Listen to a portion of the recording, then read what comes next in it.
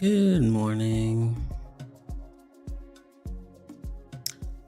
Hi, Alice. Thank you for being first. Also, thank you for lurking. I appreciate it.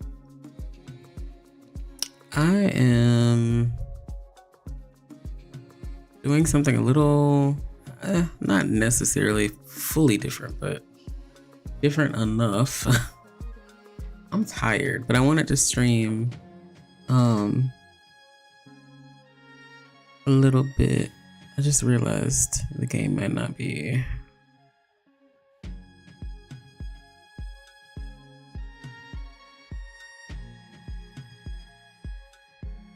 correct. Oh, well, no, it's right. It's right. Just chatting. We are gonna just chat today. I hope you are doing well, and anyone else who's lurking is doing well.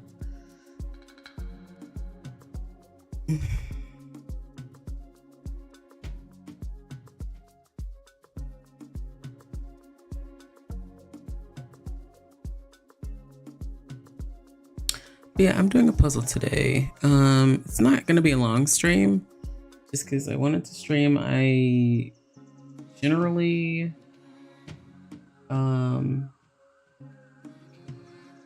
stream on Wednesdays in the evening, but Deanna and I are going to an art event later, and so I have opted out of streaming later.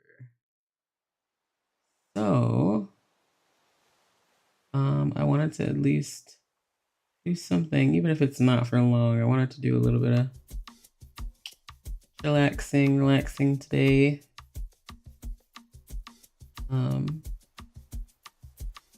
The morning. I have really enjoyed doing these. I figured, why not? Why not? Thank you for looking, Alice. I appreciate it.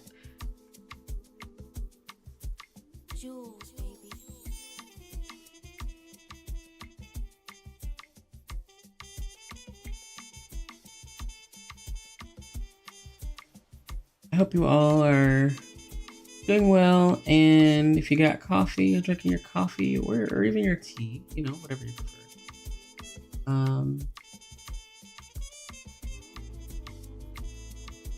I just ate breakfast, and now I'm here with y'all. Oh, excuse me. But work was interesting. We had first of all, if you don't know, I in a hospital, and I also work at night. So I work night shift, and that can be quite interesting depending on the day.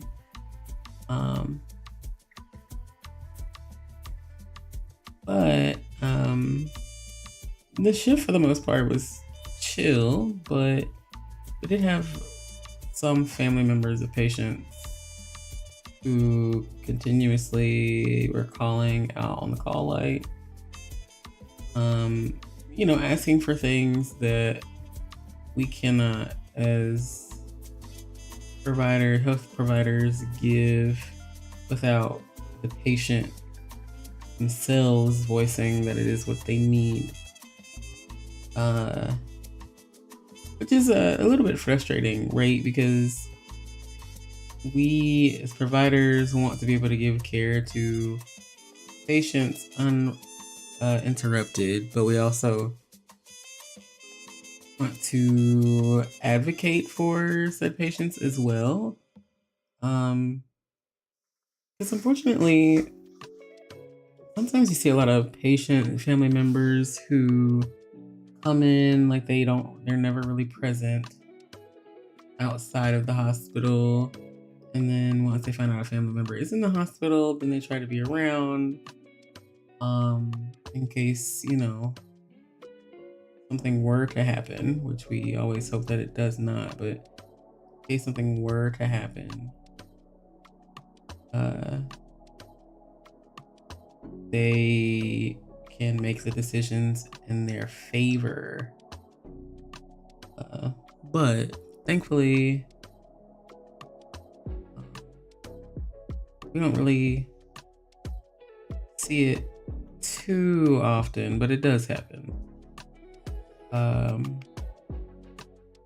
We had a patient tonight specifically who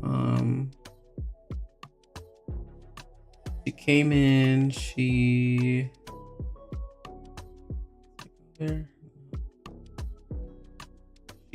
was fine. She really didn't have much going on, and then suddenly the patient kind of turned, took a turn for the worse. And the son came and stayed with them, and we always like it when family members come, but this particular family member would continuously call out saying that the patient needed medication and things like that, and our rule is always he cannot go off the family member wanting that patient to have the medication. We have to hear it from the patient themselves. And even if the patient isn't verbal, like we generally have visual aids for the patient to be able to identify and indicate pain levels and stuff like that. That way there's no miscommunication between providers and their patient. And this particular family member was so pressed and gung-ho about getting the patient medication, but every time the nurse would go in, the family member would never answer the question of whether or not they needed the medication, and they wouldn't answer the question of what their pain level was on a scale of 1 to 10. And first of all, to me, it was a little interesting from the get-go because this family member had not always been at the bedside with the patient.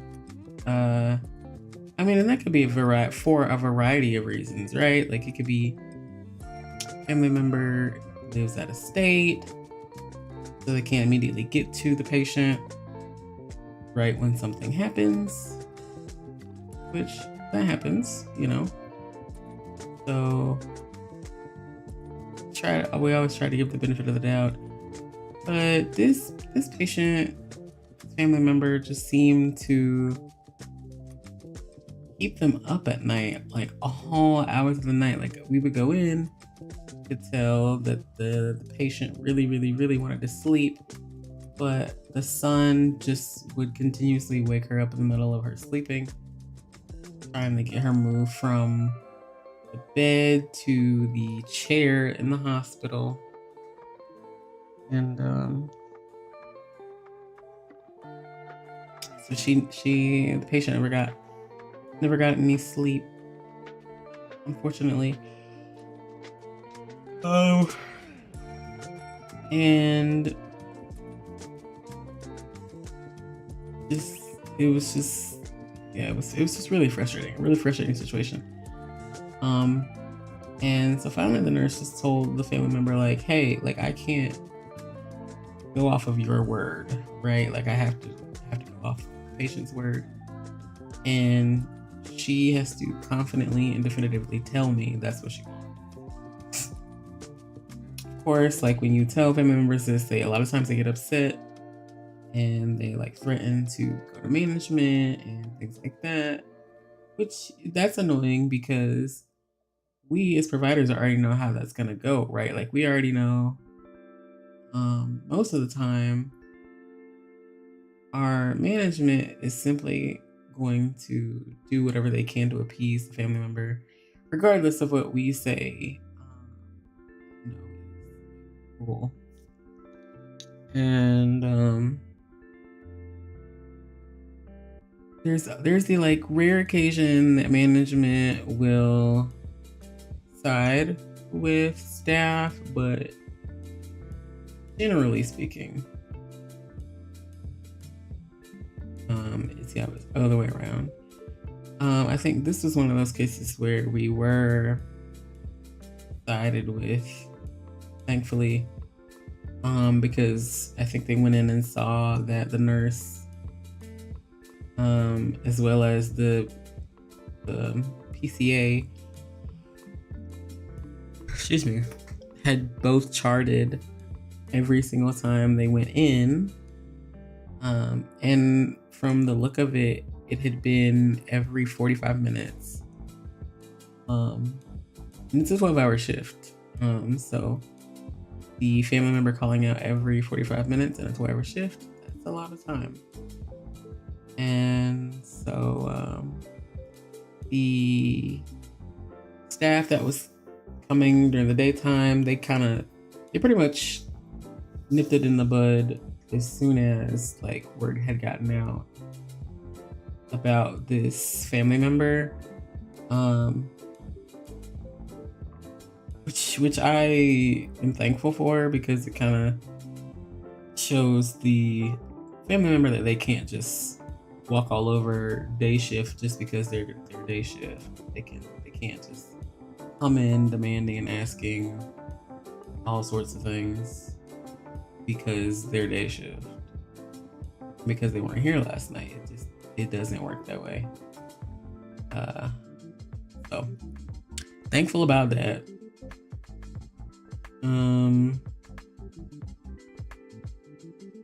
So yeah, but unfortunately, a lot of that also has to do with the family member not necessarily trusting the doctor or whatever other healthcare provider, because of either incident at, from this particular visit or a previous visit. So like the behavior isn't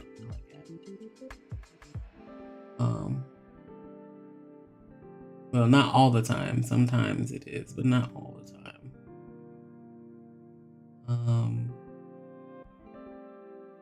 Couldn't honestly really tell you what it would be this time, or the reasoning why this particular time, but yeah.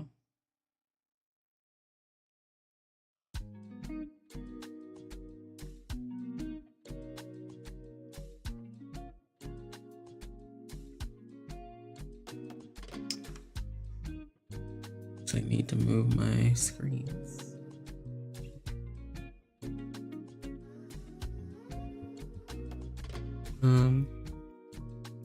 My neck was getting a little fatigued having turn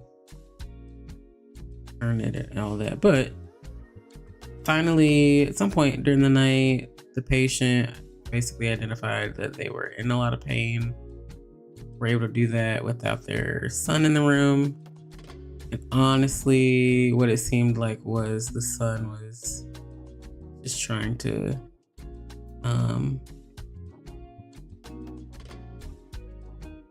I don't want to use this word. I feel like there's a better word I could use. Sedate. They were just trying to sedate the patient for whatever reason. But finally the nurse just said like, hey, I can't give, like, we don't have a lot of options for pain medication. I can give it to her, but she has to be the one to tell me. As well as the fact that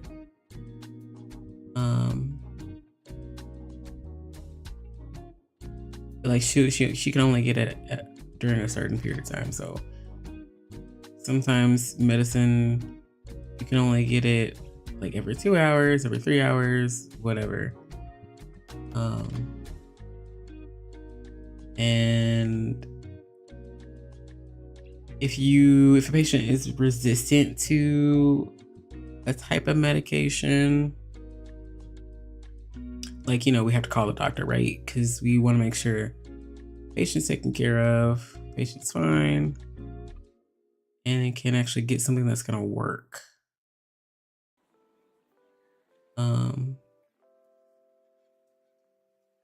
But sometimes, like, that's really what medicine is. It's just trial and error. And if it doesn't work, we have to go and get something. We have to go and do something else.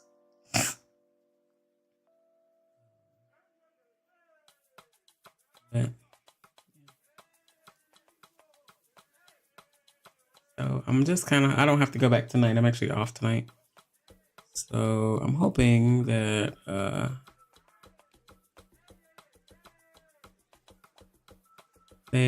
the night shift nurses tonight have a good shift.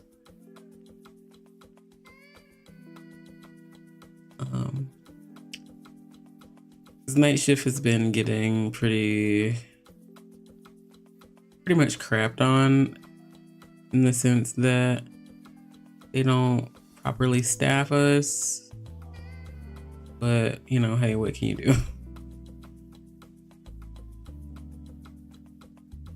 Other than, do your best.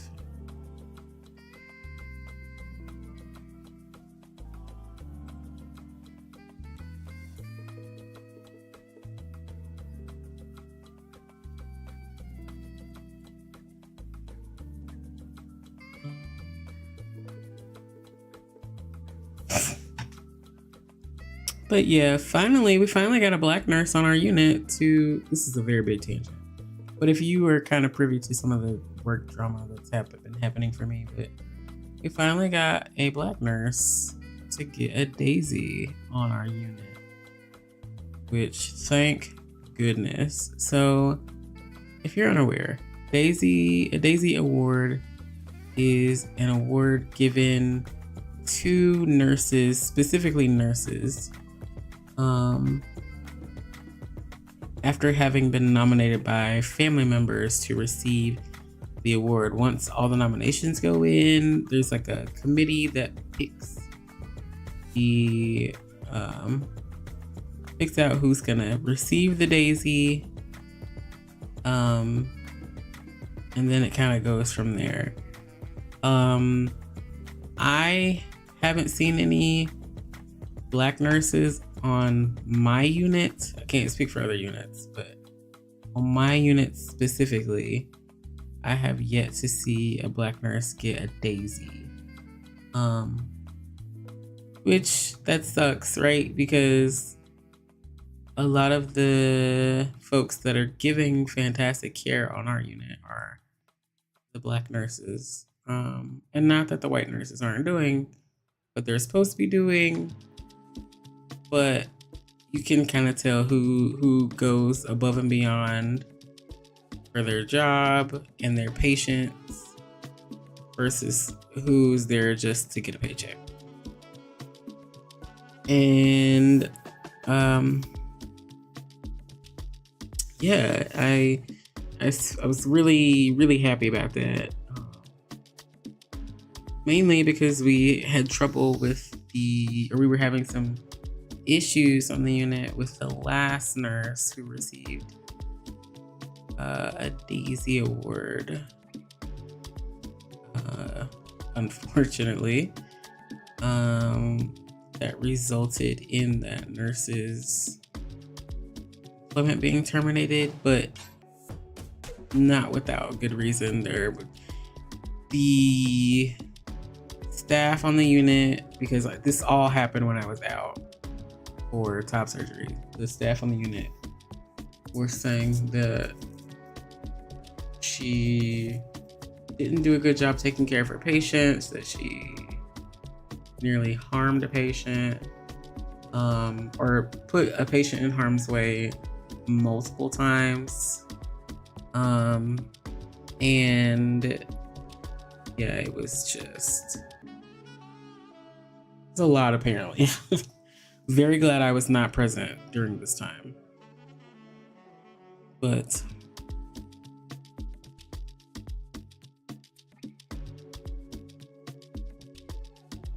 just, yeah, apparently it was quite a lot.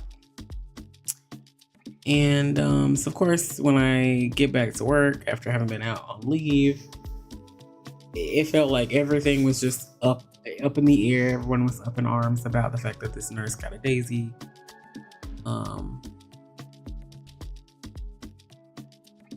It felt to a lot of people that it was rigged, which I hate that.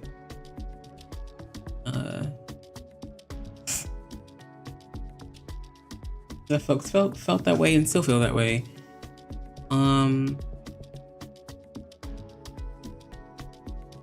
don't really have an opinion personally, simply because I was not there when all these things were said or done. But I will say that it was quite noticeable when management themselves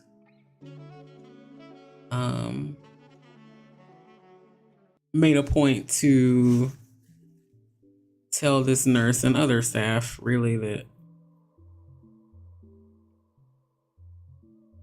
it was probably not best for her to come to work for a while. There was a period of time where it was advised she didn't come to work because of what was alleged. And now she doesn't work there anymore. So, and I don't know if that was from, resigning or because she was terminated. Either way, that nurse is no longer at the hospital. So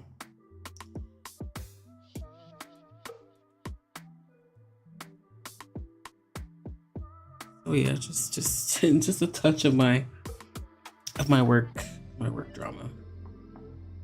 Really.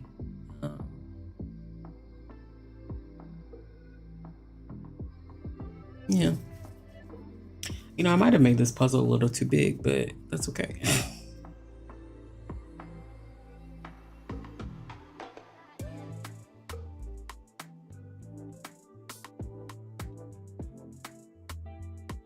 Just kind of getting all of the border pieces out of the way.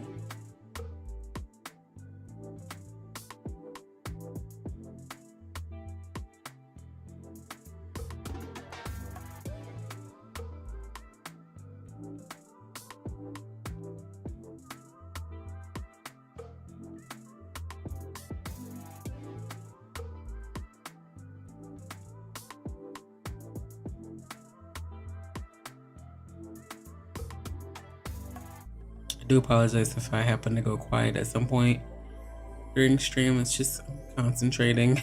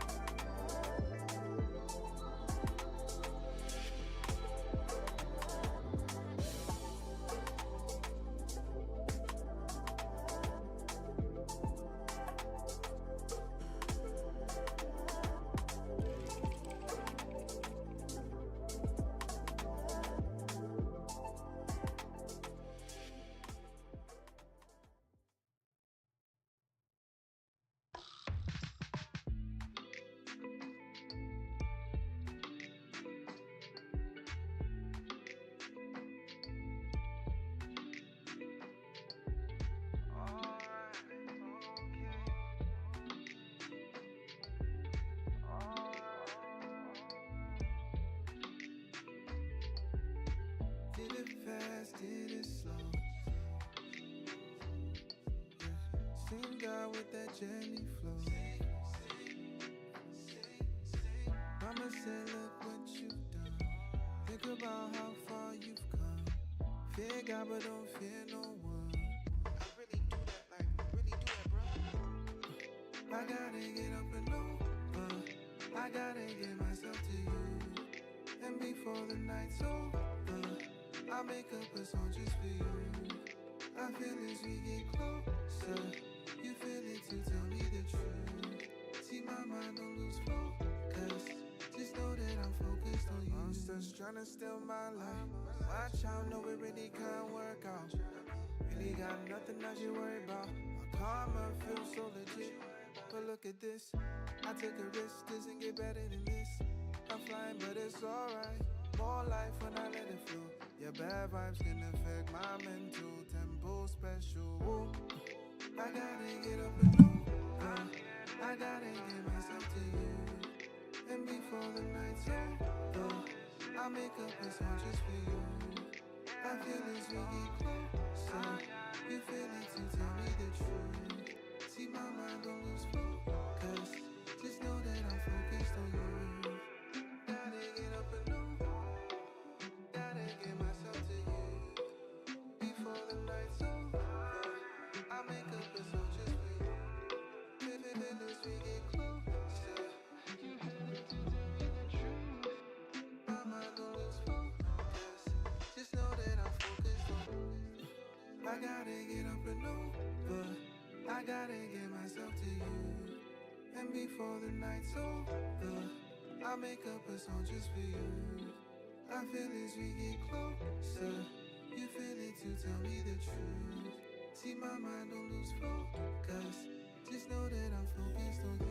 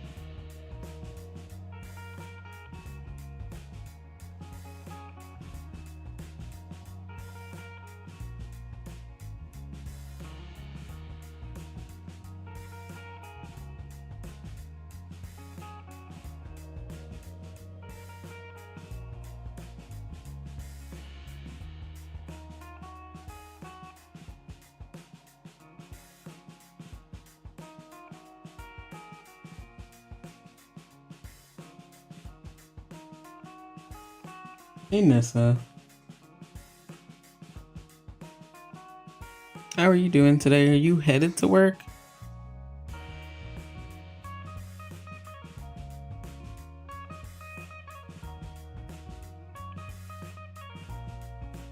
Or are you coming home from work? I don't know why I can never remember where your schedule is, Nessa. Oh, you're off today? Oh, hey, okay.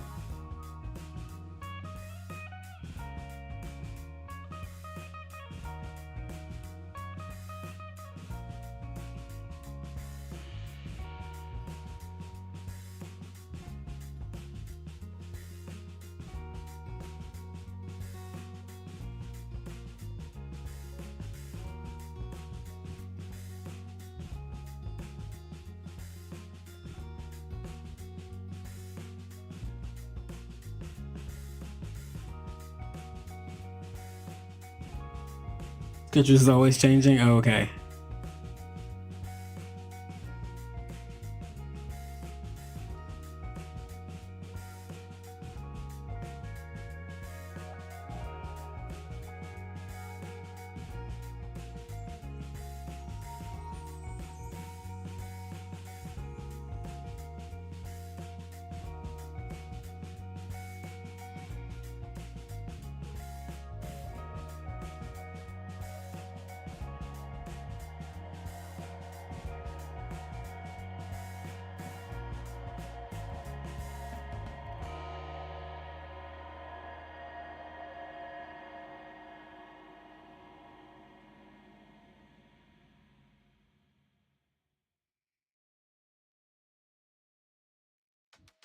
Okay, so there's something in the between those.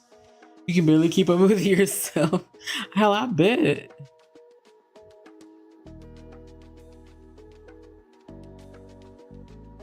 Yeah, no, that fits. These don't. So there's something in between those as well. Okay, let's go to the bottom.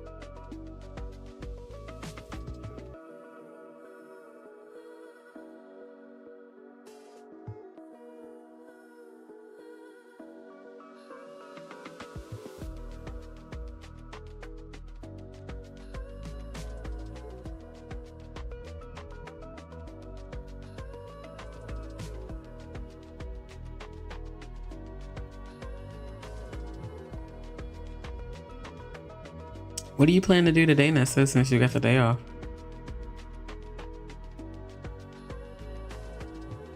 If you have any plans at all, honestly, there's nothing wrong with not having any plans.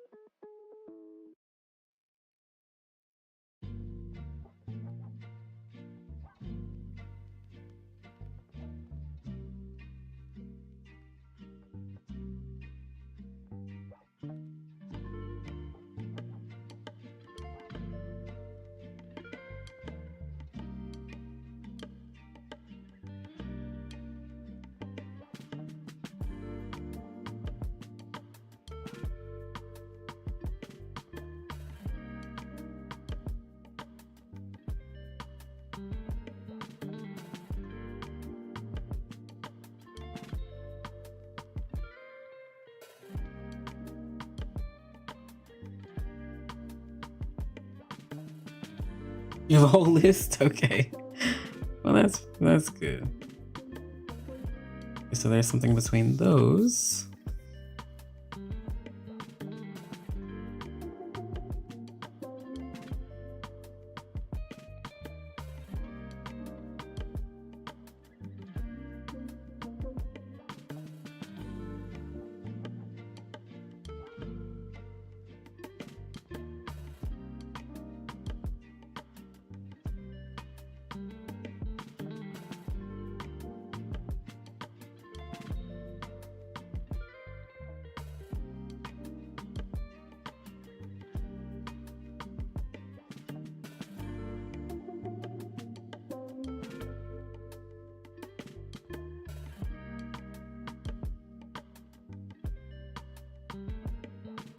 Will the pieces snap if it matches? Yes.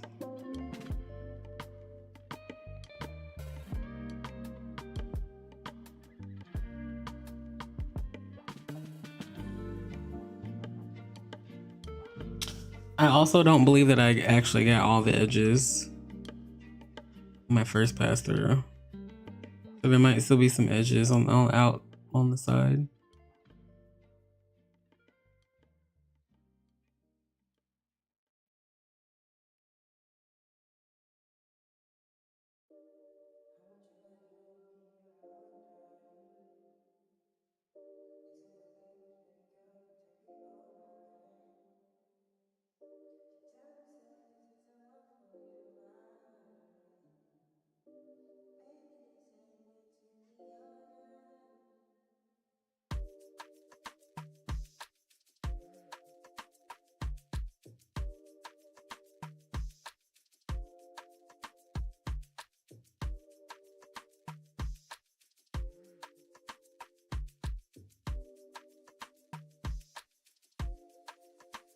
I just realized slow mode was on. Is slow mode on? No, it's not. Okay. I don't know why I thought slow mode was on.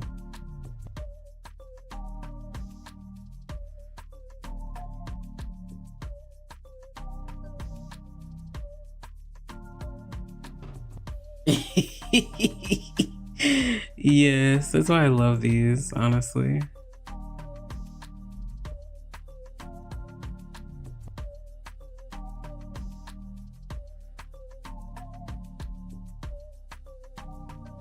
I also have it cranked to the like highest autistic setting, so it's easy. Or not easy, but it's easier because if you turn it down, the pieces on the outside are unaligned, like they're not uniform. They're not uniformly placed. They're like scattered everywhere. And honestly, fuck that.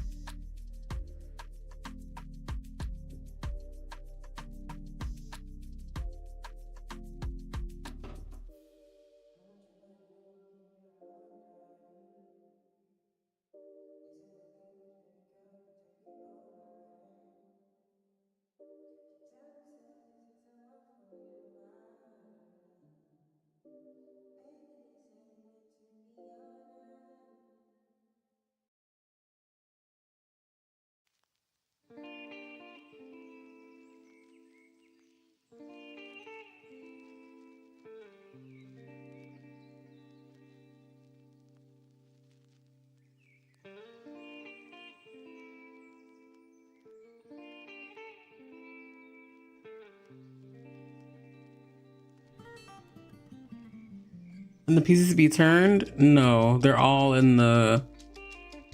At least I don't think so. Oop. No, they cannot be turned.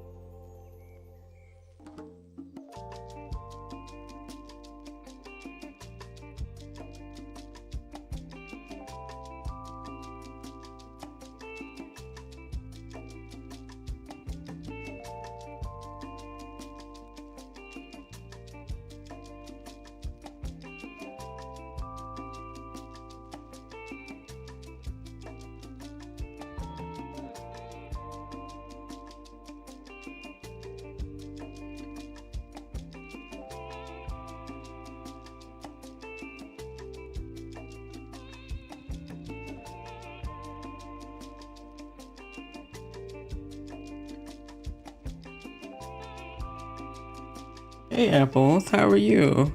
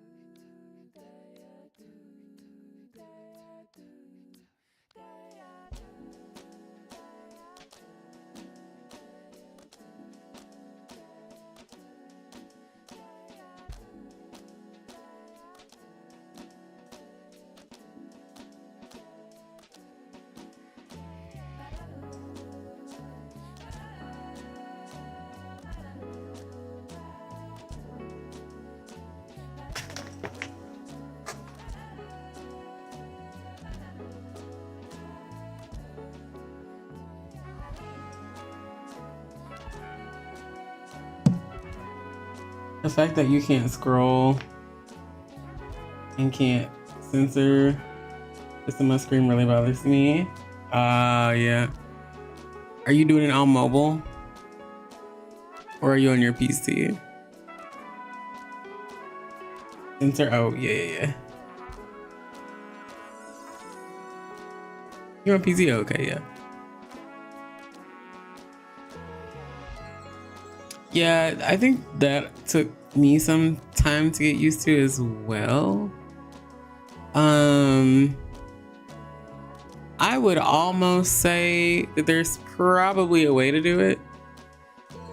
I simply don't know how.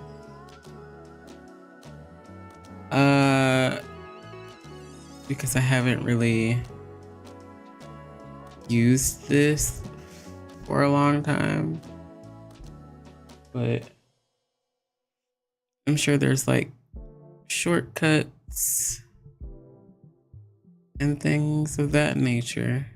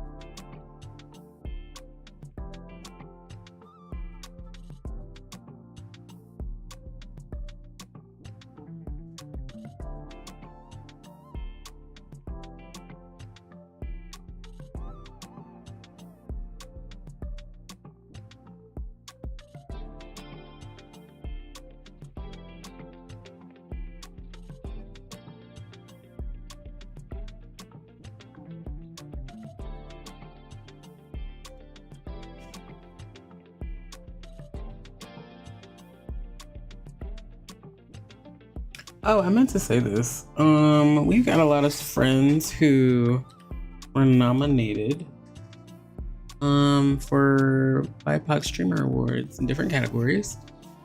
So if you have not voted, voting ends on the 30th of June, and you should totally go do that. You should totally go vote. I know you got multiple emails, so I just think you should vote.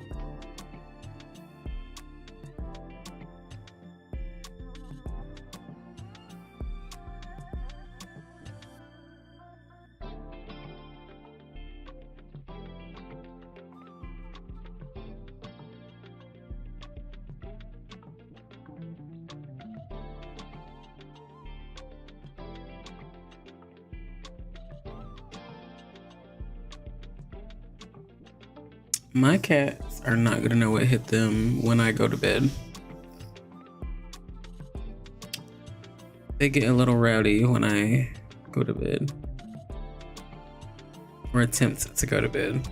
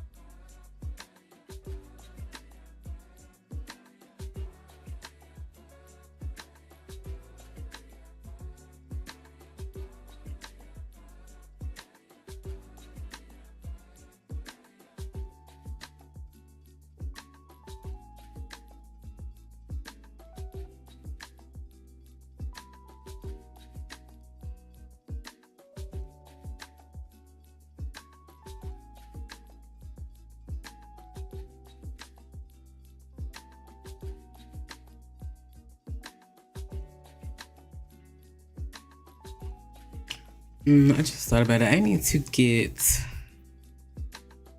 that list of streamers who are doing a partner push currently. I'll edit that so tomorrow it'll be there as a command. I'm probably not going to do a partner push anytime soon, but we like to support our community.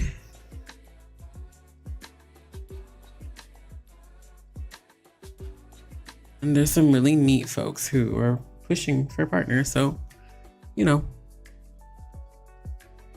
why not?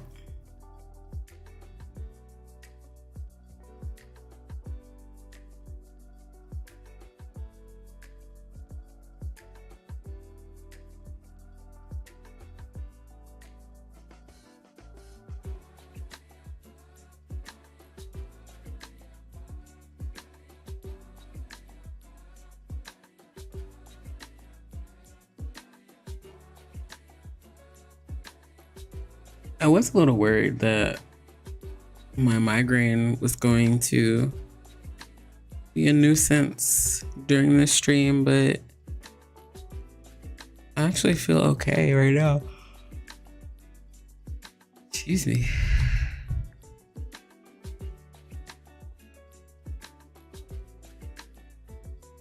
You figured it out?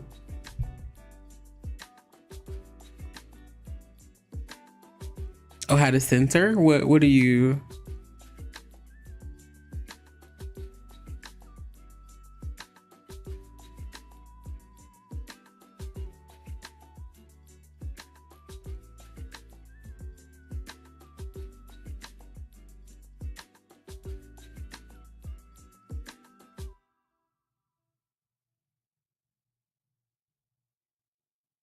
You have to use a keyboard?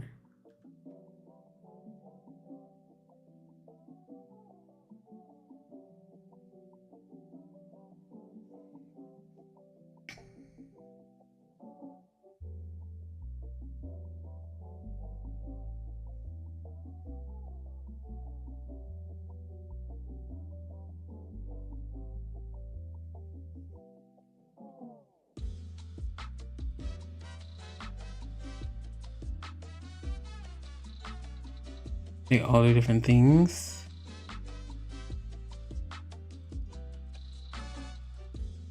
Oh.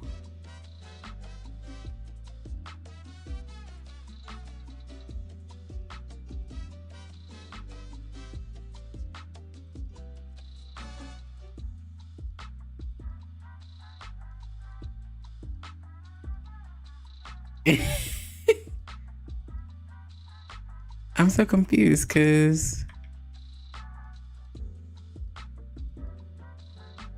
Oh.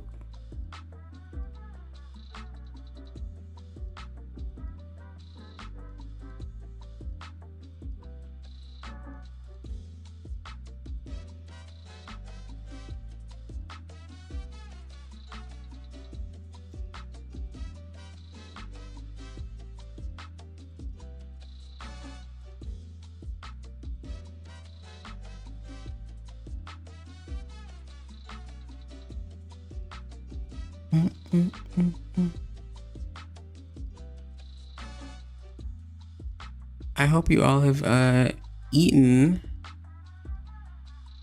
no matter the time zone. And if you're not entirely hungry, but you want a snack, I hope you take a snack break. Yo, I am never doing a 750 piece puzzle again. We should have just stayed with 450.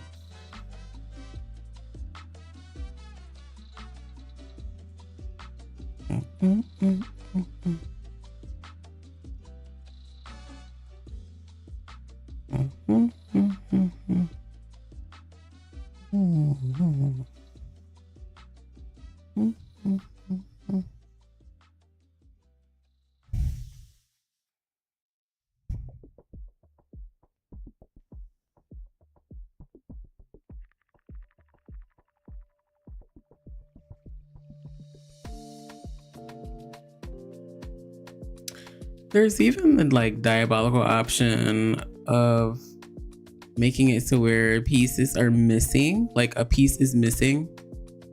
And honestly, I think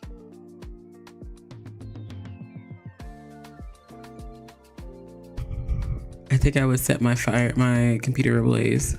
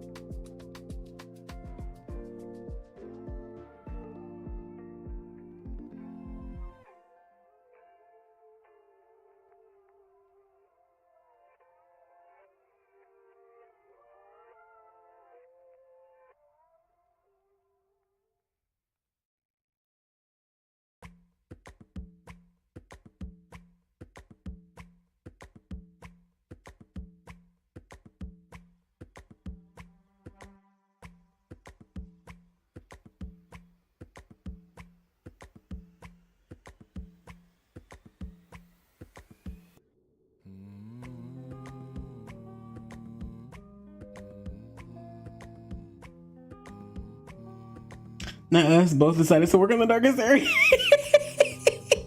Cause listen, I know there's like a piece missing at the bottom that connects the two, and I'm like, fuck it. Like doing puzzles, cause I'll probably do some Legos on stream one day, but Legos are just so expensive though. So we'll get there when we get there. At least the sets that I want.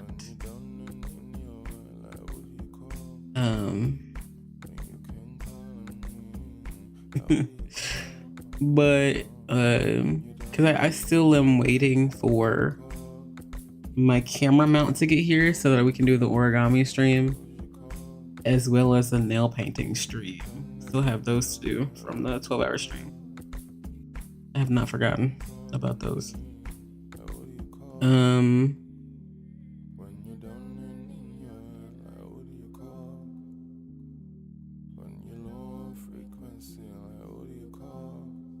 But yeah, I am. I know we just changed the schedule. Probably changing Thursdays back to the evening because waking up early on Thursdays, my God, my goodness. In fact,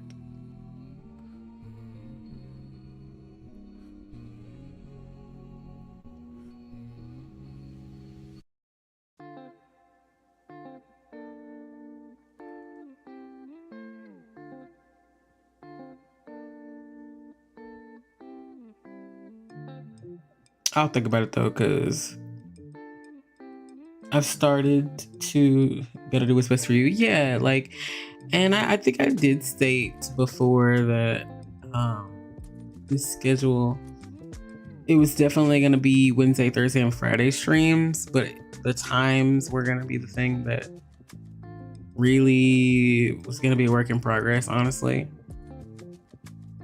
And yeah.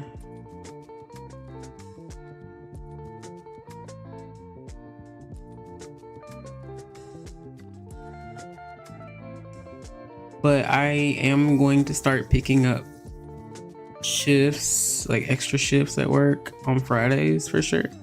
But that's not gonna affect the stream or anything since I work at night and I always stream on Friday during for me. So that's not gonna affect anything. Next week, I will keep the Thursday stream in the morning because I picked up Thursday as well. I'm trying to buy Deanna and myself a Steam Deck, so I'm picking up shifts so that I can do that.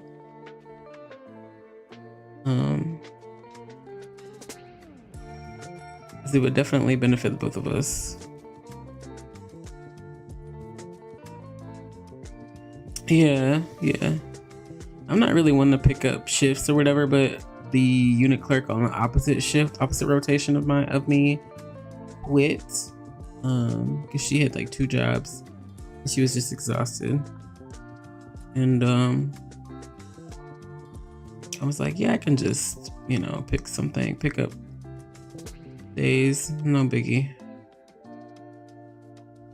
There we go.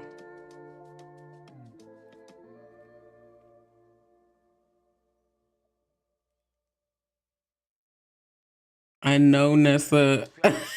I know.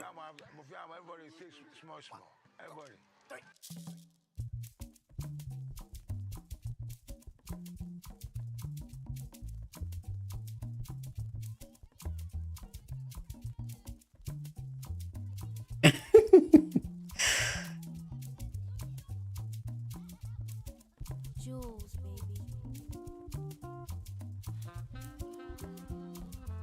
Hey, Poog. Oh, I meant to say, well, I think I might have said it earlier. Honestly, I don't really know if I did or not. I feel like I did. Hell, I think I said it a lot, but whatever. Me and Dan are going to art gallery tonight. And I did want to decompress from work because it was a lot. So I'm streaming early. Don't get pregnant, please. I mean, that is still a possibility.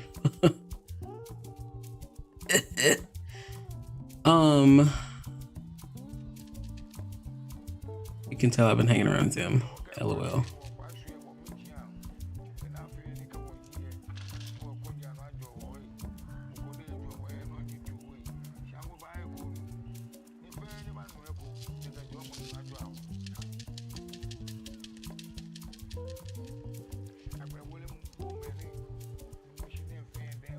You don't want to go to class? Honestly,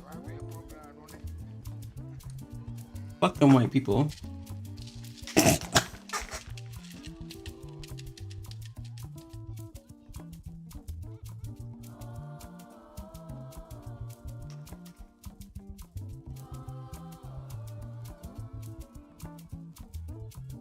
Way Tink just let out the biggest sigh when I said that. She's like, Dad, we've been over this. Can't just say that.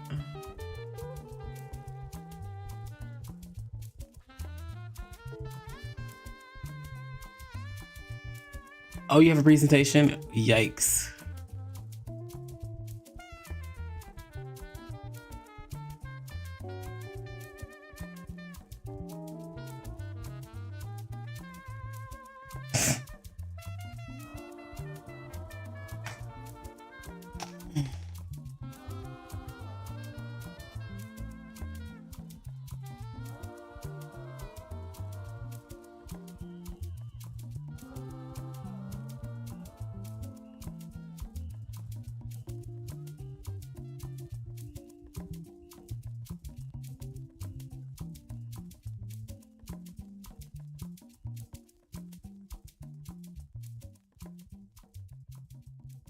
Nessa, don't mind me. I'm just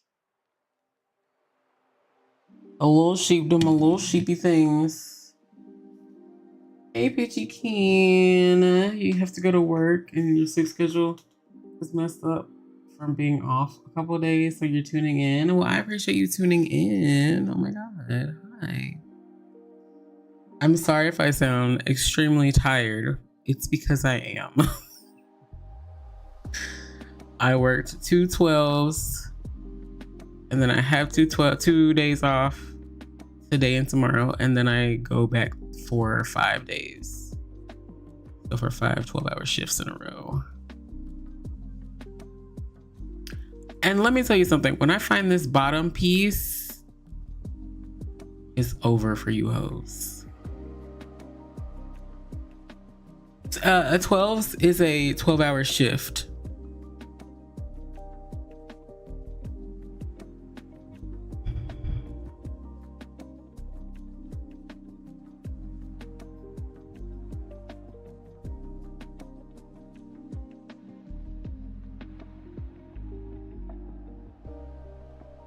I have been around this thing 15,000 times.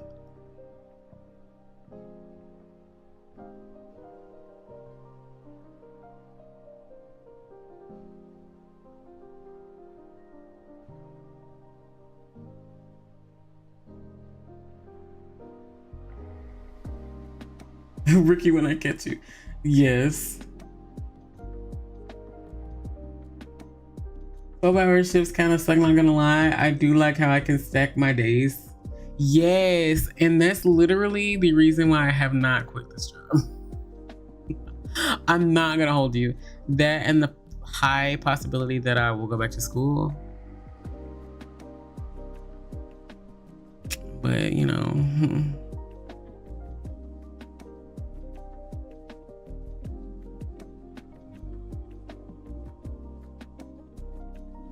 I also think oh my God. I think it worked out very well that I ended up in this position because it allowed me to have my top surgery. Which had I stayed at my old unit or my old department, it would have been harder for me to do, and it would have been a lot more. It would have been weirder to deal with my coworkers. Because in my old department, I had like 1 or 2 people who actually used the correct pronouns for me. And that even to this day still are actually very supportive of me. Like they check on me every so often.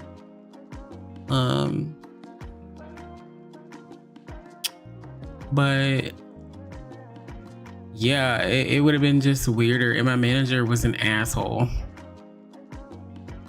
I did not like him.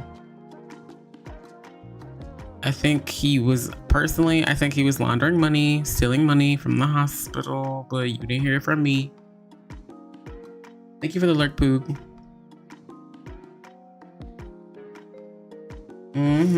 Yeah, fuck him.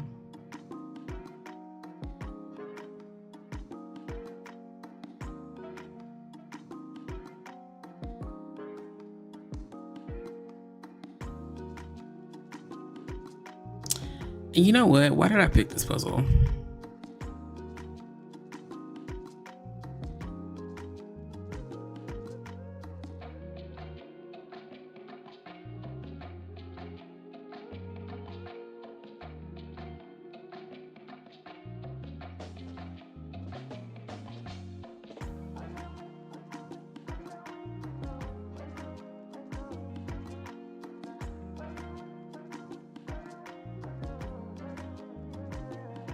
I do think that the key to this puzzle specifically is working from the inside out. Putting things together by texture. Yes, I have noticed. And I'm trying to like mentally do that as well. So this is... Yeah, Apple. So when I worked at the cancer center, I was responsible for documenting and divvying out or giving out cards to patients, and by cards I mean gift cards that specifically were gift cards to gas stations so that they could come to and from treatment. And it was all funded by the American Cancer Society, as it should be. And the only thing was that they required us to give documentation of the demographics of the patient. So like age, gender, the county that they lived in, like how far from our hospital that they were traveling, things like that. And they ask those questions so that they can know really how much more money to give the next year. That's the reason why they ask. And because I think in total it was like a $12,000 grant. So that's roughly like $1,000 worth of gift cards each month for the grant year. And we are required to use it all. Like we have to use it all. Now, I will say that it's a transportation grant, which means the way that we provide transportation is up to us, is up to the hospital. But you know, hospitals are able to use Uber if they would like to do that. They're able to pay for buses. They're able to pay for some hospitals even purchase vehicles with the grants that allows them to have like on-site transportation to get patients to and from hospital for treatment. Like those are all, there's some, and even places like Hawaii and Alaska are able to do plane tickets. Like it's just, there's a wide variety of ways that you are able to use the funds that are allocated to your hospital. Everybody's grant money is the same. Actually, I don't know that that's true. I think ours specifically was $12,000. Because of the demographics that we had given the previous year, or that were given, because I'm not gonna say we, because I wasn't there last year, but the demographics that were given the previous year, and the need of the hospital based off of what was given, like the amount increased. In doing, like I said before, I was responsible for creating a spreadsheet or using the spreadsheet that was templated by the American Cancer Society to, collect the demographics. and how much money that we gave the patient, stuff like that. And I think I had like 3 spreadsheets. I should have only had one that I was able to keep up with. However, because my boss was shady, I had like 4 different spreadsheets to throw him off. One spreadsheet was like the official spreadsheet that would go to the American Cancer Society at the end of it all, at the end of the audit year. The other one was to keep up with the gift card number, patient's name with which we gave the gift card and how much the gift card was, all that. And the day that we gave it to them. Because my specific hospital, the rule was patients, the only patients who were able to get this gift card were patients who were getting radiation treatment or patients who were getting chemo treatment from our hospital. And I have to emphasize that because in our cancer center on one of our floors, it's outsourced. It's a local clinic that's outsourced. And they are housed in that building.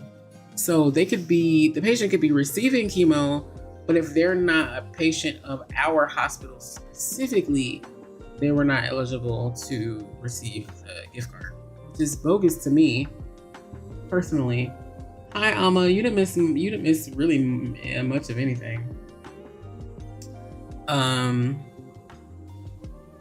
Right now I'm talking about the old apartment that I used to work for. Oh, excuse me. Oh, Alma, I guess you did miss a lot. That was like the first thing I talked about, but literally the only person who probably heard it was Alice, so I could reiterate it. Because I was like heavily tired when I was saying it to Alice, and I know Alice is lurking. But anyways, the issue that I kept running into was that my manager at the time was responsible for getting cash out of the bank account that the grant money was housed in. And he had to, when he got the money out, it was a check. He had to go cash the check. And so he just essentially had cash money in his pocket. Right. And there would be times where a check was written for like $500 to cash or like $1,000 to cash. And when he came back with the gift cards, it didn't total in the amount of money that was cashed out. And so the third spreadsheet that I had was the day that he asked me to request, he asked me to write a check for the gas cards. The day he asked, the day the check was written, the day that the gas cards were given to me, and how much money in gas cards was given back to me. So it would tell me how much money I was missing from that specific check. And I would basically keep him in check by saying, hey, we still have this amount of cash out there that you still have left to give me for gift cards. And I'm not going to give you another check until you give me that amount of money in gas cards. So basically what I found out from the previous individual who was in my position at the cancer center, as well as the radiation techs and other staff that work under him, what my old manager used to do was he used to gamble. So it was like he would ask for a check on Friday, call out on Monday, because he was like at the casino the whole weekend gambling the money so that he could basically pay his bills earlier than when our checks were due, or were given out. I also learned that my old manager, used to do like take long ass breaks. And when he took his breaks, he would basically DoorDash during lunch because that was like the prime time that you could get like DoorDash orders and take them to people and whatever. Yeah, very shady boots. And then the director of our center found out about the door dashing, and so basically they just told him to stop doing that. Like, he didn't get fired or anything. They just told him to stop doing it. My thoughts about that, baby. First of all, don't do that. You use a company time. And it pisses me off because, you know, people of color would be fired for way less. So, anywho, I left that department when I basically made the decision to go back to school. For those of you who are newer here, this was all the beginning of this year. And I did not finish school because I had like 3 deaths happen back to back to back, and there was no way I was going to be able to finish school and do everything. And it was just a lot. It was a lot. So, right now I'm not in school, but I'm still at the job that I took because I was going to school. Which is fine. I actually like night shift a lot. My reading has increased tenfold. I love reading, and so it allows me to be able to read books uninterrupted. But I digress.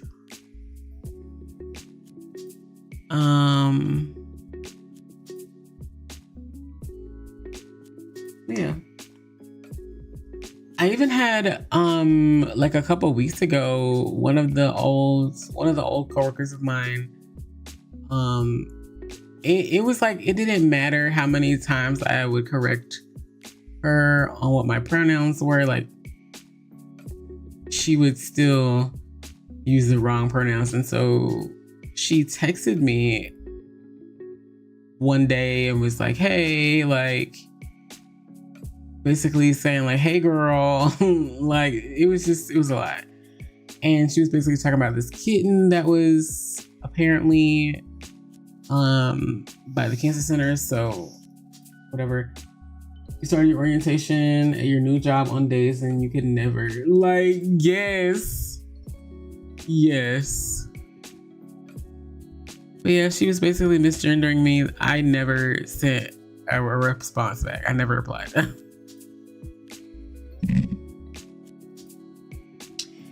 And what's wild is, like, I've found out from the day shift that she tries coming to the unit that I'm on now to ask about me. I guess to like see if I still work there or something. But she like has misgendered me a lot to day shift. And day shift like basically chewed her out for it. And specifically, because first of all, I don't think a lot of people on day shift or even on my new unit knew that I was trans. Not until I told them, because I felt comfortable telling them. Like, I'm the type of person that I don't mind telling people, or I don't personally even try to hide the fact that I'm a trans person. I personally feel like I've been in hiding too long, and I don't want to basically do that for the rest of my life. Obviously, you know, I know when to protect myself and make sure that I'm, you know, taken care of and all of that, but I'm not one to just hide who I am. And it's not like I'm keeping it from anybody. I'll tell people when I get around telling them or whatever. And that's how my new unit was. Like, I told people when I felt comfortable telling them.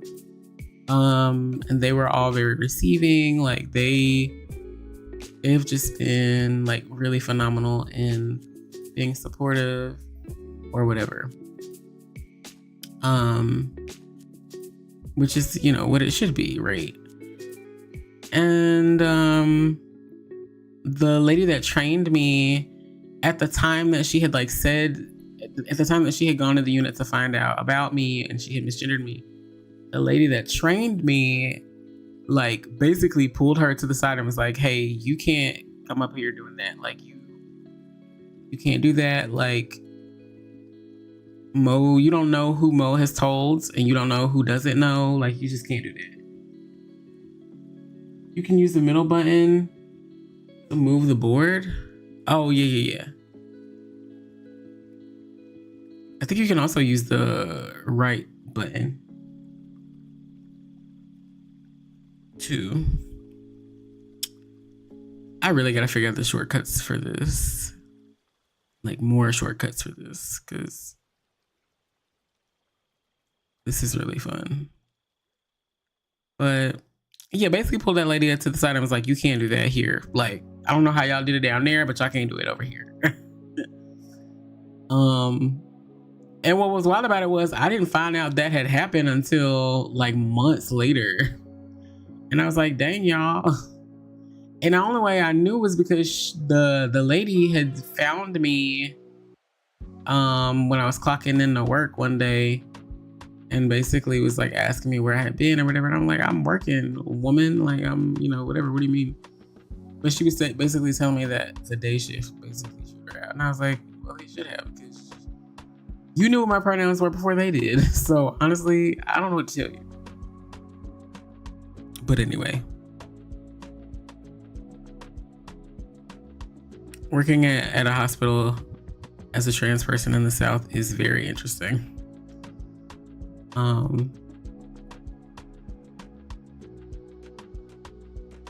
What'll probably happen is I'll probably go and work for another hospital, or I'll go and do something else, because I didn't like, this is not what I went to school for. Actually came into this job by happenstance, because I was looking for a job after having quit my job that I was at for 5 years. I'm just giving y'all more lore, honestly. It's fine. But before I worked at the hospital, I was a escrow officer at a real estate law firm. At that law firm, there were 2 departments. There was like the loan mortgage closing department, and then there was the foreclosure department. So they helped a lot of folks with foreclosures, as well as they cried sales if there were foreclosures to be cried, all that type of thing. Like, pretty much across the board. Oh, an escrow officer. Somebody who does loan closings. So like when you buy a house, you usually have your mortgage officer or your loan officer, who's going to be the person that's working for the bank side. The escrow officer is working with the attorney's office to make sure numbers match up. You don't always have to have an escrow officer, because sometimes people don't do their closings at attorney's offices. But if you have a realtor, 9 times out of 10, where the closing is going to take place or who's going to handle the closing is going to be a real estate law firm or whatever attorney. I guess it doesn't necessarily have to be But yeah, I did that during all of COVID and it was shitty. So, and let me preface this. I actually really enjoyed my job because I got to see a lot of people who never probably would have been able to buy a home otherwise get homes during COVID. And that was very rewarding for me. The issue that I ran into was my boss basically put a lot of work on me without thinking about how it would affect me. We closed about, what was that number? We used to close about 20 houses a day. So 20 individual houses a day during the height of COVID. Loan closings for most attorneys would take you about 2 hours. We did them in like 45 minutes because the attorney was he knew the paperwork from each different mortgage company like the back of his hand. So that allowed us to do a lot of loan closings in the day. So it was a lot of me working with realtors and mortgage companies, trying to make sure all the numbers are adding up correctly, making sure dates are being like the requirements that the loan have are being met. Because you'll find a lot of times, what I did anyway, a lot of real estate agents just wanted the client, but they were never really willing to do the work. And they hated me because I was always on their ass about certain things. Like I wanted to make sure I had the termite report done, because a lot of times you can't get a loan without a termite report or a termite inspection being done. I made sure we got a home inspection report, because the same thing, if you're buying a house, you can't get insurance on the house, insurance and a mortgage loan without the house being properly inspected. Oops, sorry. So termite like the bug, yes. So there has to be a termite inspection done, because it is unlawful for a person selling their home to sell a house to someone knowing that there's termite damage. Because at the end of the day, you have to think about it like this. A mortgage company doesn't want to insure a loan for a house that is going to have a lot of damage, right? They just don't want to do it. And so they want to make sure that there's nothing wrong. It's the same reason why you have to have a home inspection.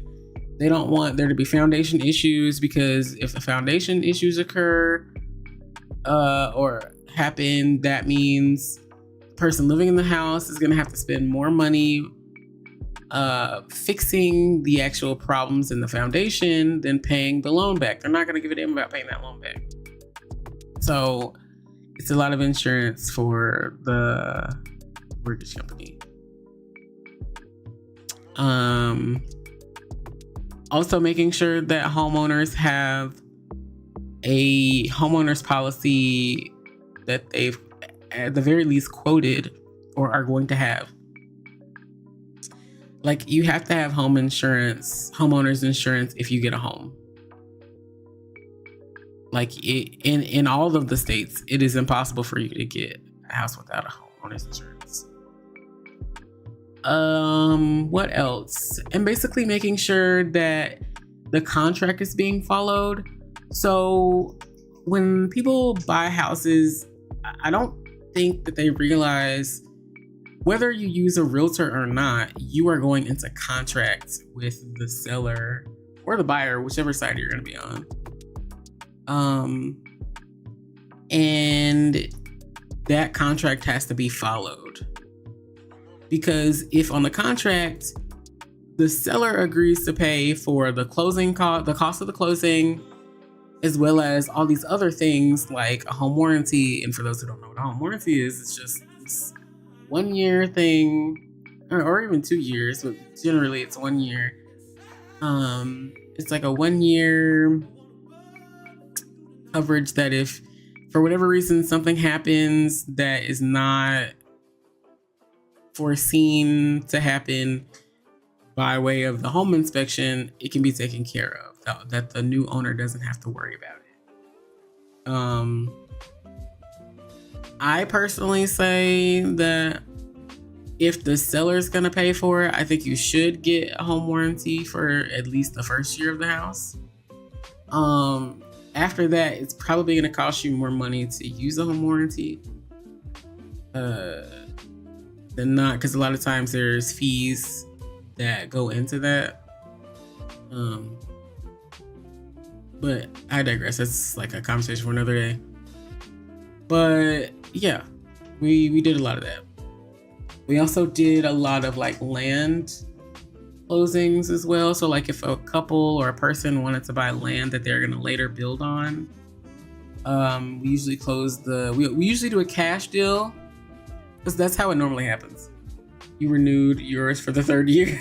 It works better for some people, and honestly, I think in a bigger city or in a state like the one that you live in, Nessa, I think it is more beneficial. But like here in Mississippi, it's just not beneficial to have one, simply because there are so many companies that will, you call them people like you live in an apartment. Oh. In Mississippi, it's just easier to call a contractor, and not necessarily a contractor, but someone who's gonna fix it the right way the first time, than to keep calling and keep calling and keep calling, and you're having to shell out $89 to $100 every time you call. It just kind of depends, honestly. The reason why I don't fully regret having that job is because that job was the way that Deanna and I bought our first house. And we didn't pay a lot of fees because I worked there. So,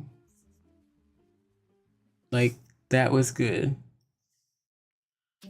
But I did have a lot of stress and a lot of autistic fatigue post that job. Like, I think that's the first job that I quit myself. And effective immediately too. I don't think I've ever quit a job effective immediately.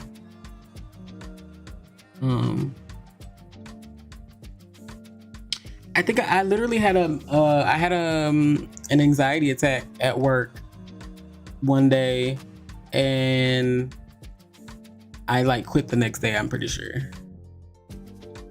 And the thing about that was the situation that like caused that was my manager essentially, on a day that we had like 30 closings, she said, "Hey, I'm going on vacation. You're gonna have to handle these closings." And this was like the day of the closing. It wasn't like she told me in advance. She just went on the vacation and told me, basically texted me right before she was getting on the plane.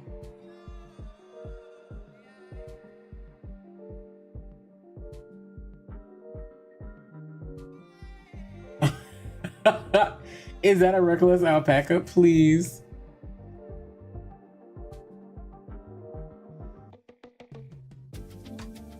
It does kind of look like an alpaca. But yeah, she like didn't give me notice. And I'll say the one thing that one of the few things I really liked about that particular job. Hey Luminous, how are you? One of the things I loved about that job was that the closing attorney himself and I are really cool with each other. And he was actually one of the reasons why I left. Like, he was like, you need to find somewhere that's gonna appreciate you. Basically it was like me and him running the show because oh, my bad. Because she just had up and left. Which I had come to find out she never did that before, but I was like, why she wait until I get there to do it? Because the one thing about me. But anyway, it was a lot of like me. It was a lot of boundaries being broken, not listened to, whatever. But I also will say that at that particular job, my coworkers were very supportive because this is when I first decided that I was going to going to take tea and all that. And like at the time, my coworkers like were using like she, her for pronouns because I hadn't specified otherwise. And so they were very sweet. Officially 30 today and woke up not in pain this morning, so you can't complain. Well, happy birthday. Happy birthday. I'm okay. I am decompressing from work. But yeah, again, happy birthday to you. I appreciate you for coming here during your day. You could have been anywhere else and you decided to come here, and I appreciate it. But yeah, I basically, when I came out as trans at this job, my boss like immediately treated me differently. And her like going on vacations randomly and stuff like that, like she never did that before I came out as trans. And so it was like a really big noticeable change. It was literally like a light switch that happened. And she just started to act like that, which is unfortunate, right? Because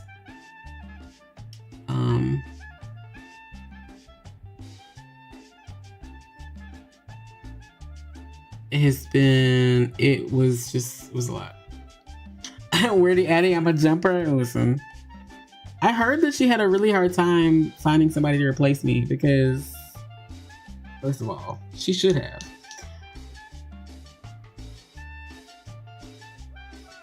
That is true, Luminous, and I appreciate you for reminding us of that.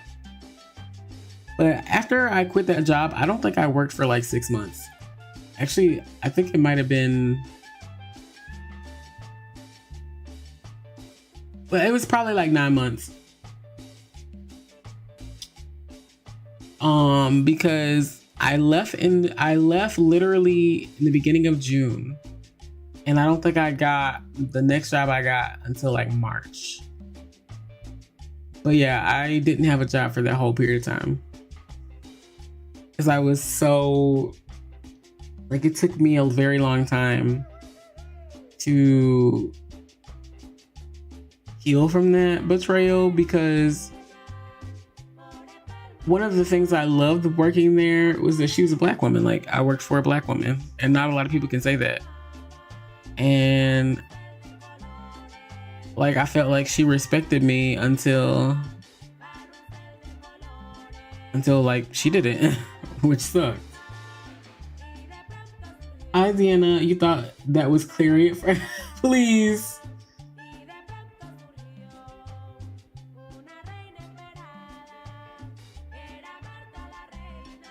I can see how you thought that was Clary. I can see that.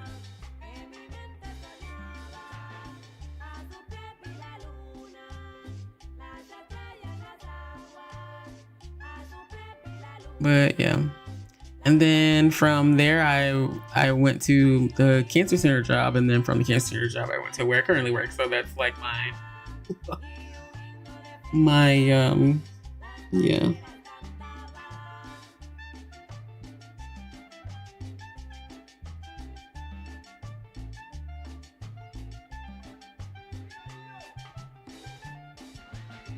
Ooh, not they being petty in my work group chat. Hold on. I just happened to look over and I just saw all of this shit being pinged. And I'm like, what the hell is happening? Your sister has been working for a law firm for lawyers for years, and it makes me want to stay away from law firms. I will say I did get lucky in the specific firm that I worked for because the attorney is actually quite down to earth, right? And he was very like for the people. Like he did not let people get taken advantage of. And I appreciated that a lot. But the escrow manager, she was anyways. And the thing about it now is so weird because like I still have respect for her in the sense that she's one of the few Black women who are doing a job like that in our area, but it sucks because like that also means quite literally nothing or little to me if you're gonna treat your coworkers or people that work for you like shit. Like a double-edged sword, honestly. And I hate it.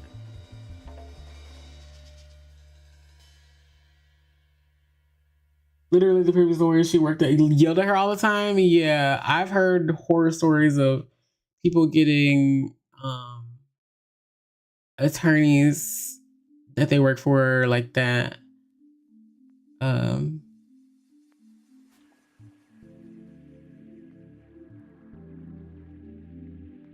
I also, this is such a weird thing, but now that it's like a sport for real, like I was at that job when pickleball first started to become a thing. And that's so weird to say, but the attorney that I worked with, that was like his thing. Like after work, like his health had gotten pretty bad. He was like really self-conscious about it. And he was like, he said he was out at one of the courses, one of the tennis courts, and some of them were playing pickleball, and he was like, what the hell is that? And they like showed him how to play, and they were pretty nice or whatever. And then this man goes on to like run the league for our state, and I'm like, brother, you ain't got no damn time to do your damn long closes. What you look like doing, being a part of a damn pickleball league? But hey, he made it work. He really wanted to do it, which is so funny to me to this day still. But they say if there's a will, there's a way.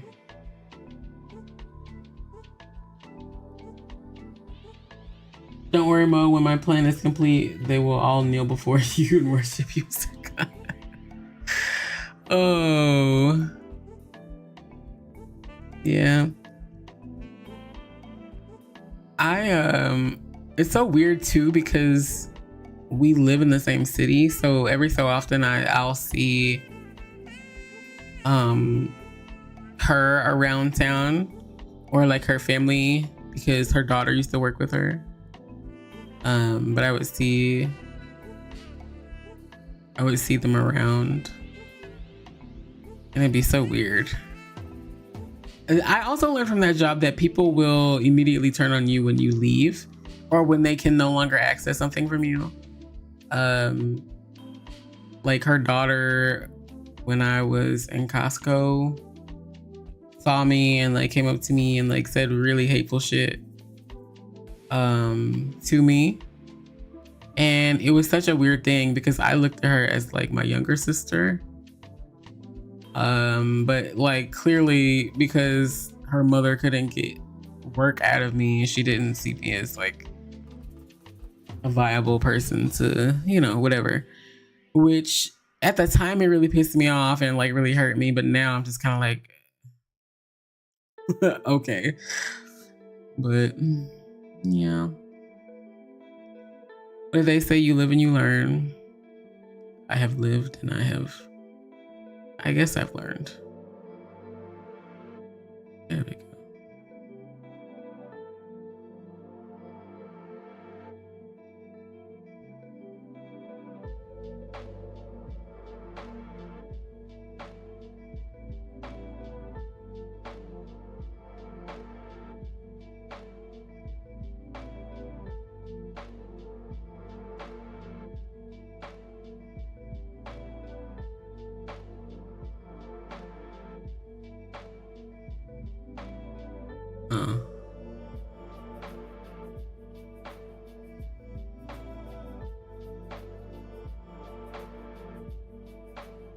Oh, but Alma, to like answer your question about the work tea. So officially, you know how I was telling you before how there was like not a single person of color on our unit who had gotten a daisy. Well, apparently one of the nurses on my shifts got a daisy. And I was like, oh my God, I was so happy about it. Because literally patients have been putting in for months trying to get the nurses on our unit a daisy. And it was always like a nurse who was a shitty nurse, damn near killed somebody a couple times, and they ended up getting the daisy. But I'm so glad that a nurse who deserved it finally got it. And she was black. Mm-hmm.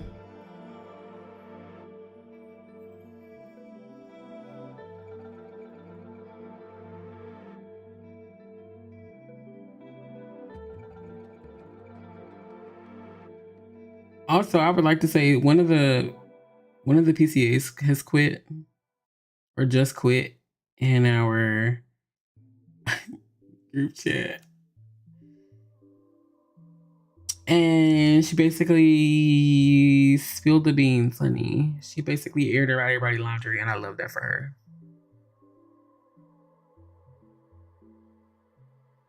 Yeah, they can. And I really like that.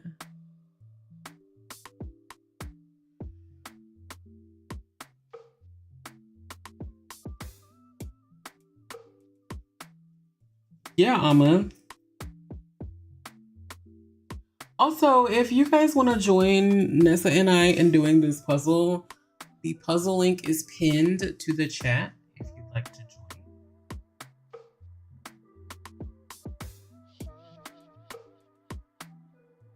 join. She basically said, in short, she said that it's truly been an honor to serve a unit of nurses that are actually amazing, each in their own way. Never let your kindness be mistaken for weakness, and that she loved every one of us immensely. Yes, especially this one particular nurse that she beefed with literally every day.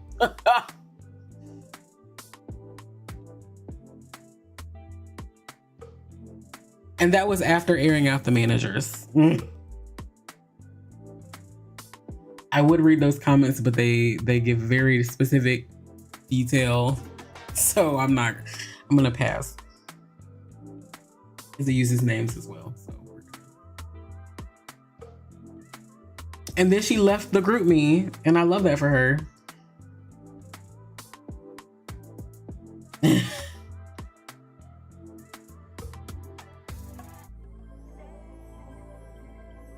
You only have two, girl. I'm not gonna assume pronouns. Peachy, we have one PCA, a single PCA, on a 24 unit, a 24 bed unit. But it still bless you, because how many patients are on y'all's unit? Or are you like float, or are you on like in a specific float? Or a specific unit is what I meant to say.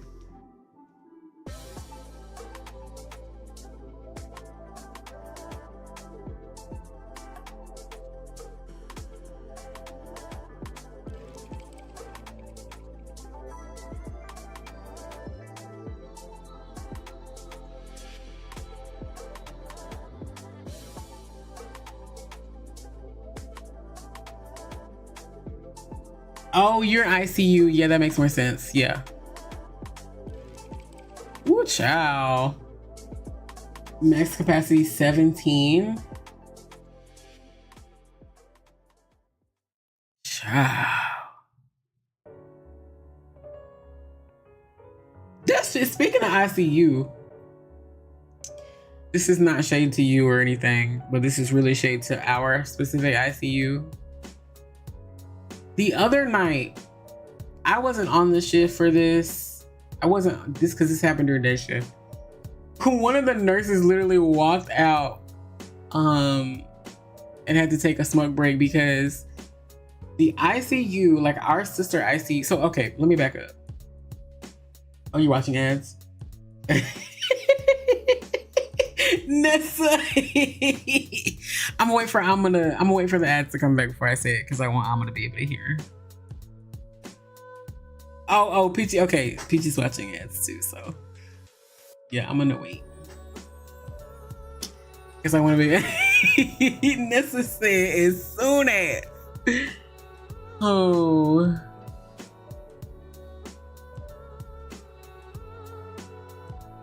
Yeah, my last 5 was pretty rough. That's really all I can say at the moment.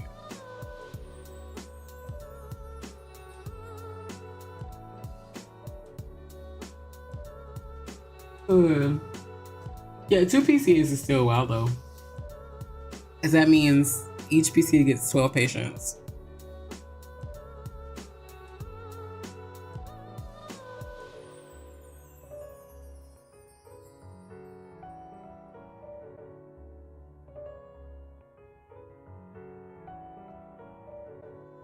Oh, yeah. Understandable.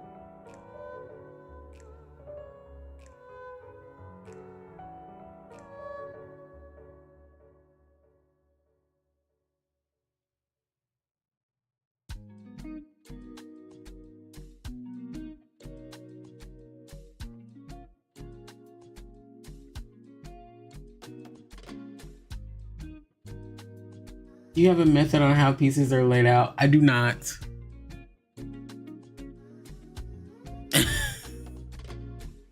I kind of just put what I think might fit together in like a little thing.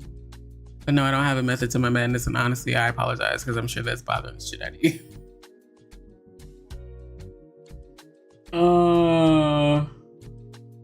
Welcome back, everyone. All those of you who are in ads, we be struggling because the patients have so many lines. Yes, and they're heavy.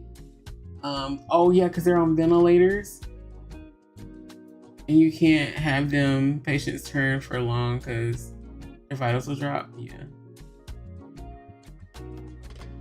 that's fair.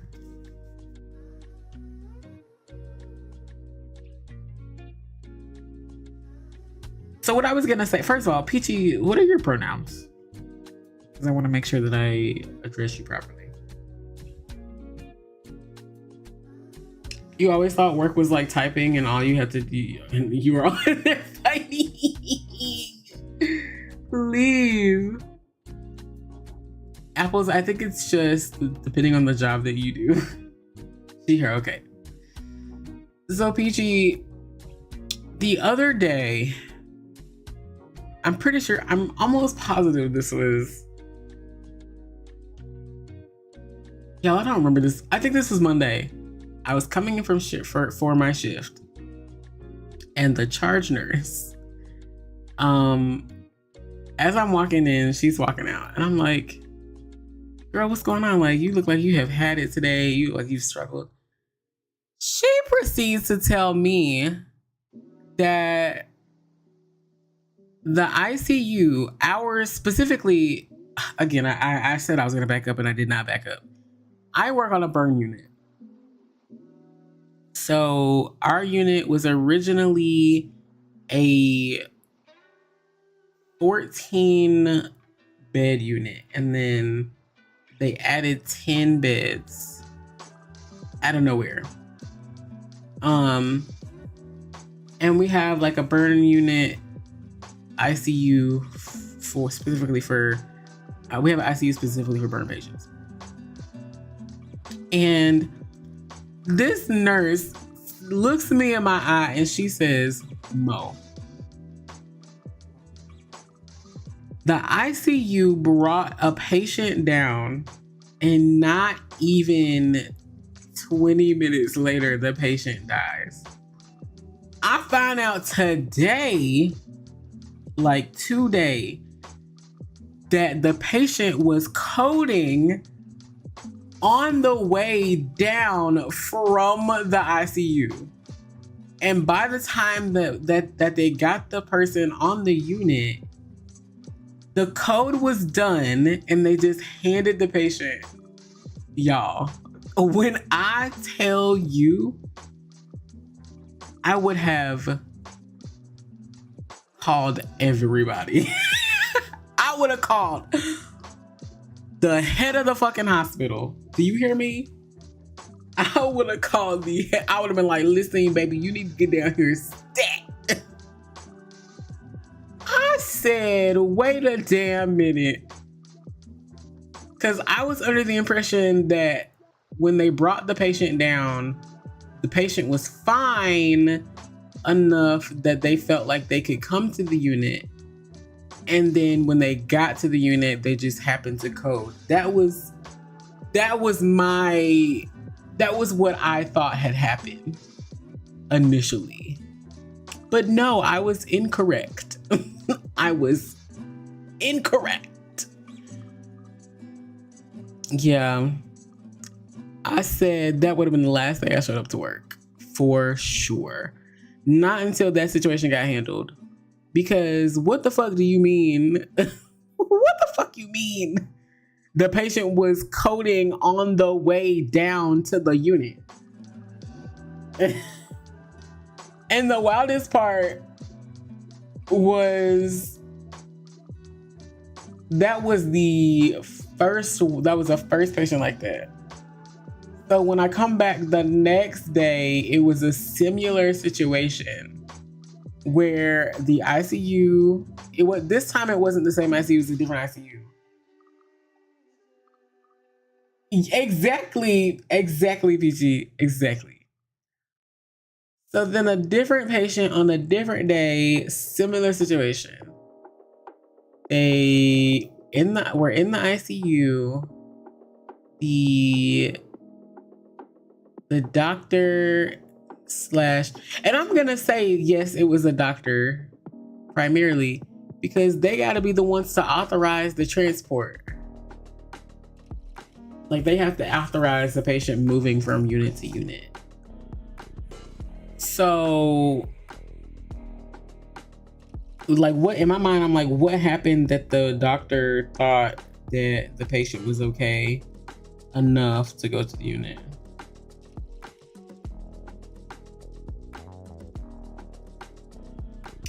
That was a wild night, actually. And then last week, at the end of my 5 days in a row, we had a situation where we had like 8 rooms empty. And like slowly during the night, we were getting patients admitted or whatever. And that was like, cool, that was fine. Like that was to be expected. All of a sudden, 5:30 hits. And we had,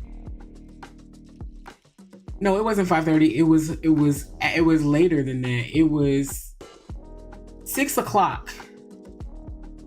They brought 2 patients to the unit. And I was like, first of all, y'all had them people sitting in the emergency room all damn night, and y'all waited until now to have them come to the floor. Like, make it make sense. Make it make sense. And then one of the people, both, first of all, none of the patients were burn patients. One of them was a step down patient, and the other patient was pregnant. Like, visibly pregnant. And I'm like, we have a mother baby unit. We have a NICU. Like, babe, if y'all don't send that lady to the damn, I was so mad. So our unit, for whatever reason, recently has been deemed a burn step down unit. So they basically just sent us an overflow of whatever patients. No, you just had a patient come in from the ER at 6:22 in the morning at the end of a shift. Yo, that should be pissing me the hell off. And then they should be expecting you to admit the patient. And I'm like, baby, you coming in the same time you the patient coming in. If you don't come in and get this report from the ER nurse, it's shit. We know just as much as you do about this patient. But, yeah. That's just like I had a patient today who threatened the shit out of her nurse. Like, the whole time, the patient, first of all, at the beginning of the night, the patient was chill. She was fine. She was cool. All of a sudden, she calls out and she says, hey, I want to get up and I want to, like, move around. So I was like, yeah, give me a second. Let me get your nurse for you and she'll come in and help you out, whatever. I go tell the nurse. The nurse said, are you sure it's this room? And I said, yeah, like, she just requested. The nurse said she's not supposed to get up. I said, what do you mean? The nurse is like, this lady just had surgery on her knee yesterday. And I'm like, okay, get me out of here. Because what do you mean this lady just had surgery and she trying to get up and walk around? No, ma'am. Absolutely not. So then her nurse comes in and is just trying to tell her, like, hey, we need to, I'm trying to see, like, what you got going on. I've got to change your dressing because it's, like, soiled and all this stuff, yada, yada, yada.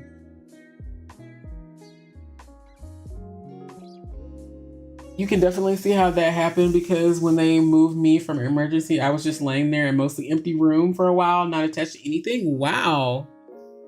Yeah, that's wild.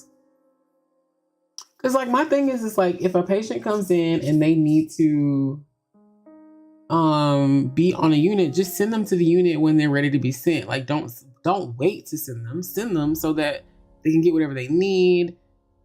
Blah, blah, blah, blah, blah. Like, if you're gonna dump a patient on us anyway, just go ahead and send them so that we can take care of them, do what we need to do so they can, we can get them better and they can go home.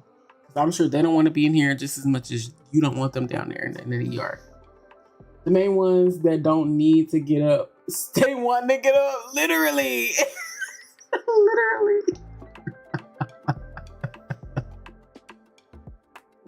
Literally. But yeah. And then she basically had a screaming match with the nurse because she kept saying that we were holding her against her will and that they, whoever they is, told her that she was gonna get discharged and that she didn't need to stay there. And so at this point, it's pretty obvious that the patient is not like mentally there, because she just got admitted like the night before. She just had a surgery. Like, no one's gonna say that she needs to be discharged. It's just not gonna happen. But I mean, and she's older. You just had a patient with a fresh brain bleed who from a fall who wanted to get up. Like, we don't even know if the bleed is still. Let me just say, first of all, Peachy, if no one at your job tells you, I appreciate you for all that you do, even though we don't work together, I still appreciate you for all that you do. I would just like to say that because I feel like PCAs don't get enough credit, especially ones who do a fantastic job at what they do. Like, we had 2 really good PCAs that ended up having to leave, or ended up leaving because management was shitty. And I hate that. For us, for them, you know. But they were really good PCAs.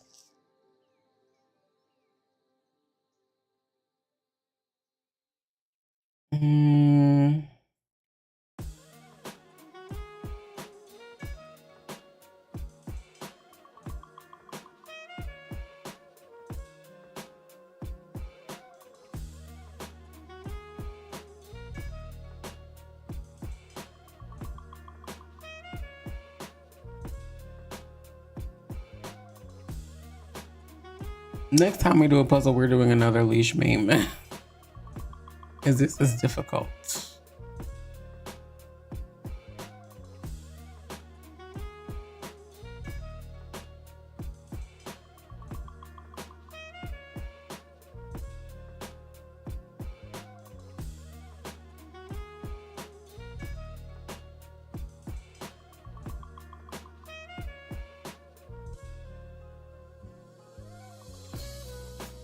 You're a nurse, but basically a PCA, physical therapy, nutrition, respiratory. Listen, I know that's the right.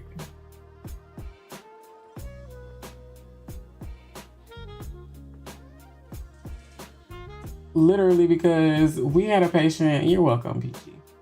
We literally, I will never forget this. We had a patient who, he was hallucinating, which is always like really scary. When you have a patient that's hallucinating, because you want to help them, but you also don't want there to be a situation where they could potentially cause others harm without meaning to, right? And I remember he kept coming to the desk because it was kind of odd to me. He kept coming to the desk because he was saying that he was looking for his partner, and was just asking if we had seen his partner. And at first, like, it didn't really seem like odd to me. Like, I just thought like maybe, and even the other nurses just thought like maybe this is just a concerned person looking for their partner, whatever. Time flies. The patient comes up again and asks if we've seen this person. Again, I say no.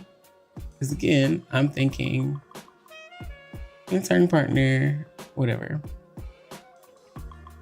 The next time the patient comes to the desk, they essentially say that that I needed to call security because there was someone standing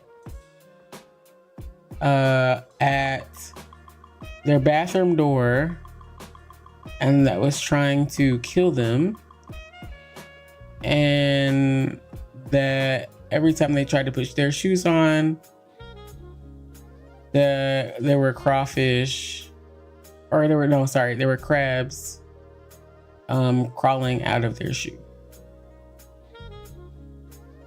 It was a wild experience because my brain like did all the work for me. Because I couldn't really tell you why I said what I said, but in my mind, I guess I was thinking like, you have got to make sure this patient is as calm as possible. Because I remember saying, I remember sympathizing with the patient and telling them, like, I've got you, like, I'm gonna call security for you, and your nurse is gonna come in there and help you with the crawfish. And there was like 2 other nurses next to me who were just like, they didn't even look at the patient, they were looking at me. Because I think it was a situation where it was like, if they looked at him, there was no way of knowing what their reaction was going to be to what he had said. So they just looked at me and yeah.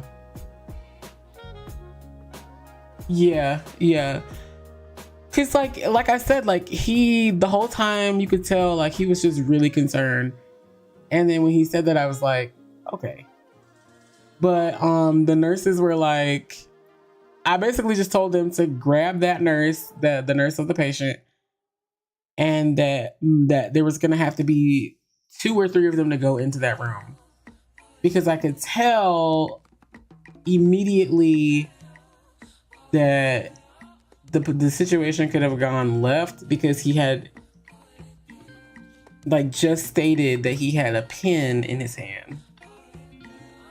So, and while a pen might not seem like anything to anyone, like anything could be used as a weapon in a hospital. Like that's just a fact. And so I was like, make sure that when you interact with him, like you try to calm him down. I was just kind of like, I don't think I need to tell y'all how to handle the situation, but make sure the pen is out of the hand before you do anything else. And they ended up having to sedate him. But yeah. Like I think after they sedated him, he like was fine. Like it was like almost like he came out of the confusion. It was really interesting.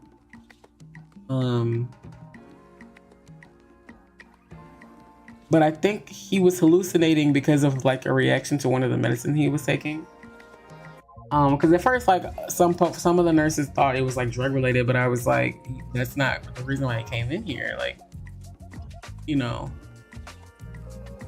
But I think it was a reaction to some of the medicine he was taking. But he's fine now. He's been discharged.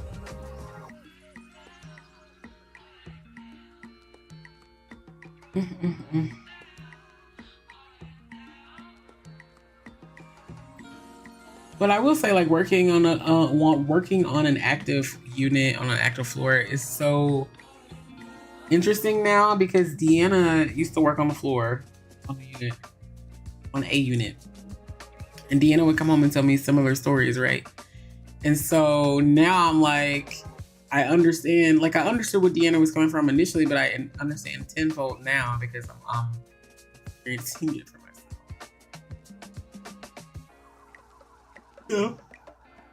Yeah. Excuse me. I think that's a good sign to say that I should call it. I am going to leave the puzzle up, so if you want to join, if you want to continue working on the puzzle, you're more than welcome to do so.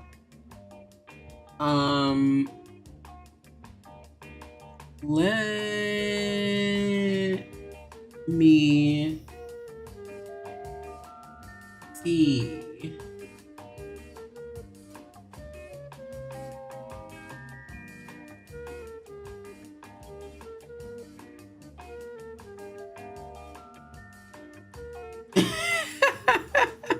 Yeah, Nessa, the puzzle stays up until it's finished.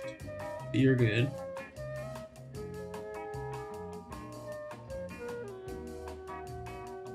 We're gonna raid Beebs. So Beebs is currently doing an art stream, but Beebs is doing a Chibi Fest. So some people who requested Chibi characters, like paid for Chibi characters, whatever, they're doing those right now. Y'all know we don't have no kind of raid messages or nothing like that. I would just go in with whatever heart emojis, whatever dancing emojis you might have. just go in with that,